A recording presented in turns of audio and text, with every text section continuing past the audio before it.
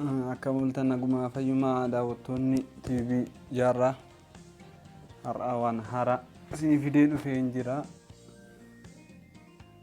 Har'a akkamiin appilikeeshinoota adda addaa Play Store irraa buusuu hin dandeenya, garuu karaa gabaabaadhaan Telegiraamii bootii irraa akkamittiin akka buusuu dandeenya isinitti agarsiisuu fi duraan dursa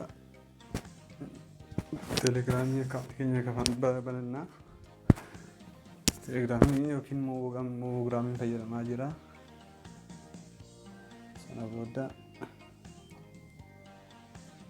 iddoo sarchii irratti deemnee APK downloader jennee sarchii goona. Sana booddee tokkoffaa irratti nuuf kan kenna. Erga sana appilikeeshinii maqaa barbaadnu barreeffannaa fakkeenyaaf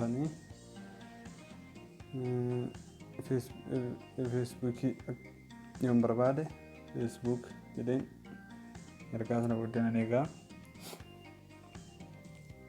Erga sana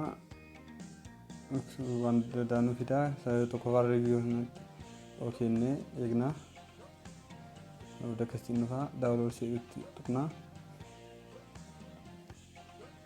Ishiin eegsisaa amma sanatti hin eegnaa sagantii 30 wayii.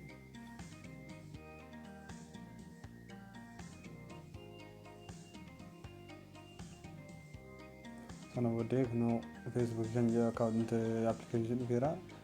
Inni daawunlood goonee sana booddee banuu dandeenya jechuudha.